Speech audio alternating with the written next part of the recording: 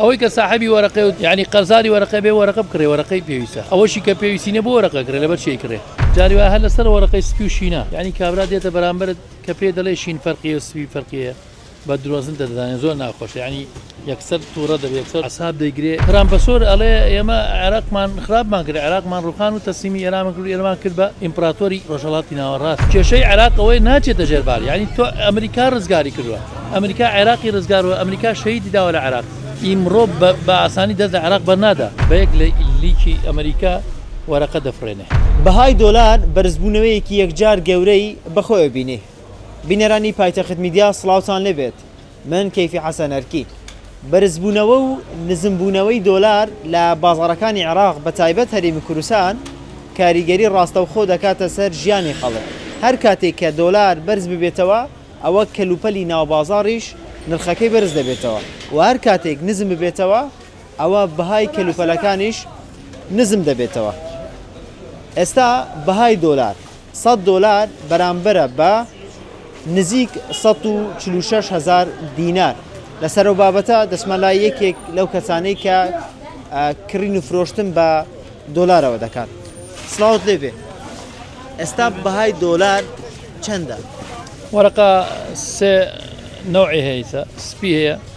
ئەوەشی هەیە لە 170 بە سی شینیش هەیە ئەویش فەرقێکی خۆی هەیە ئێستا بەهاکەی چەندە؟ 100 دۆلار بەرامبەرە بە چەند دینار؟ یعنی ئەگەر شین تقریبا بە 5,750 یعنی وەرەقەی شین تقریبا حسابی تۆ بڵێ 46 بکە یعنی ئەو حسابانە نزیکە لە 46 بڵێ بۆچی وە نرخی دۆلار بەرز بۆتەوە بەرامبەر بە دینار؟ وڵی بۆ دووسێ نەگەرێتەوە بەوێنێ سەری ساڵەوە تەوزیع نەبوو معاشی تەوزیع کرابوو خواسی لەسەر بوو لەوێ خەڵک قەرزار بێ کڕبێتی ئەوەش تاسیری تێکە عوتڵەش بوو لەو عوتڵانش بانک تەوزیعی نەبوو ئەوەش زۆر تاسیرەکە پرسیارێک لە لای هاوڵاتیان دروست بووە 100 دۆلار دەبێت بە 150,000 دیناری عێراقی وڵی کەس نازانێ ینی کەس تحملی ئەو مەسوولێتە ناکە من سم بڵێم بێ بە 150 پێشبین دەکەن تا چەند پێشبینی نییە ینی ئمڕۆ عەز و تەڵەبە ئەگەر تەڵەبی هەبوو بە یەک دەقەلەوە بچێتە 150 ئەوە تەڵەبە ینی تەسریحات و ئەو شتانەش زۆر دەوری هەیە ینی بۆ دراوی عێراقی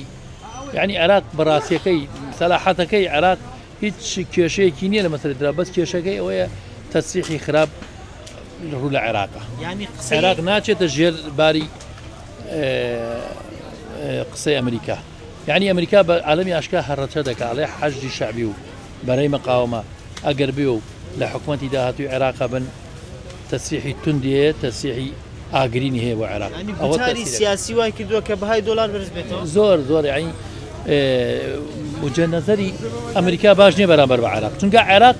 دایجێ عێراق کێشەی عێراق ئەوەی ناچێتە ژێربار ینی تۆ ئەمریکا ڕزگاری کردووە ئەمریکا عێراقی ڕزگارەوە ئەمریکا شەهیدی داوە لە عێراق ئیمڕۆ بە ئاسانی دەست لە عێراق بەرنادا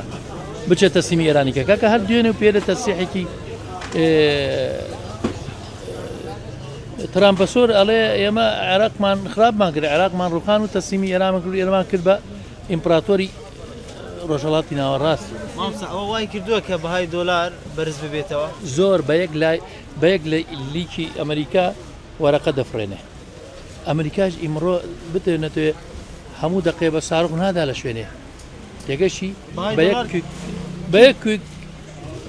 لە ساڕۆ خراترە بۆ عێراق بەهای دۆلار کەی دادەبەزێ مەڵایی هەروەختی عێراق بوو بە حکوومەتێکی بە دەولێتێکی دیموکراتی سربەخۆ و ئابوووریەکەی لەژێر دەستی خۆی بوو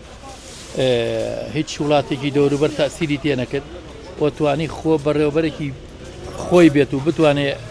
یعنی خۆی ببا بەڕێوە ئەو کاتە دۆلار 120,000 ئەمڕۆ هەبووە خەڵک بێتن لەبەر گرانی بەهای دۆلار کاری پێ نەکا هاوڵاتیان دای تۆ مەجبوری ژیان ناوەسێ ژیان ئەگەر بە برسێتی بێ ئایا بە تێری بێ ناوەسێ بەس تەسیری هەیە چۆن تەسیری نیارڕا خەڵکە هایەت سەتا خەڵکاتۆی سیدی وەرەقە بکڕێمە پێی نەکراوە گڕاوتی نامێت چی دەڵێن مامۆستاکە دێنێرە کابرا دەڵێ بووە گران بووە یعنی کە ئێمە قسە دەکەین جاری وایە هەر لەسەر وەرەقەی سپی و شینە یعنی کابرا دێتە بەرامبەرت کە پێ دەڵێ شین فەرقیە و سپی فەرقیە بە درۆزن دەدانێت زۆر ناخۆش ینی یەکسەر تووڕە دەبێت یەکسەر عساب دەیگرێ ئەوە دەزانێت تۆ غیری قانون قسە دەکەی یان بە مەخالفی قسە دەکەی یان تاثیری تێکە ئیسا وەرەقە بۆ بە سێ بەش لێدا ئەو وەرەقە وای لێ کردووە سپیەکە تقریبا 42 کەمتر 42 تو حساب 42 تێکەڵەکە 30 بە 7 بە 44 و نیوە ئەوی تر بەرەو 46 ڕوە تۆ ئێستا لە ڕێگای پایتەخت میدیا و بە هاوڵاتیان دەڵێ کە دۆلار بکڕن یان بیفرۆشنەوە چی بکەن؟ والله من ناتوانم چونکە من لەسەر نەسیحەت چییە یعنی ئەوەی کە ساحبی وەرەقەی و یعنی قەرزاری وەرەقەی بێ وەرەقە بکڕێ وەرەقەی پێویستە ئەوەشی کە پێویستی نە بۆ وەرەقە کرێ لەبەر چی کرێ یعنی کابرا پارێکی لە ماڵەوە تایسێکێن دەستکی لە نابار و خۆی بێ بۆچی چی تەسیرەکات لە ئەو بەس تۆ بەیانی وەرەقە قەرزاریان سلفەکەت دۆلاری ئەمریکیە قەرزاری خەڵکی مەجبوری وەرەقە بکڕی یعنی تەسیحات دەورە بینێ دوای ئەوە حکومەت تشکیل و بێ ئەگەر ببێت حکومەتی عراقی تشکیل بێ و حکومەت بڕیاری زیادکردنی نەدا یان دەستکاری مەعاش نەکا یان بودجەی عراق کەم کورد نێنێ من قەنەعەت ناکەم وەرەقە گران بێ بەس بودجەی عراق کوردکە خەتەر لەسەر پارەی عراقی هەیە باس بەخێر بێت ئەگەر ئەوە بدەیتێ بەڵێ بینەرانی پایتەخت میدیا وەکو ئەم هاوڕێە باسی کرد کە کڕین و فرۆشتن بە دۆلارەوە دەکات دەڵێت کە ئێستا 100 دۆلاری ئەمریکی بەرامبەرە بە 145 و 750 واتە دەڵێ سابکە 146,000 دینار بەرزبوونەوەی نرخی دۆلار کاریگەری ڕاستەخۆ دەکات لەسەر بژێوی ژیانی هاوڵاتیان چونکە دۆلار بەرز ببێتەوە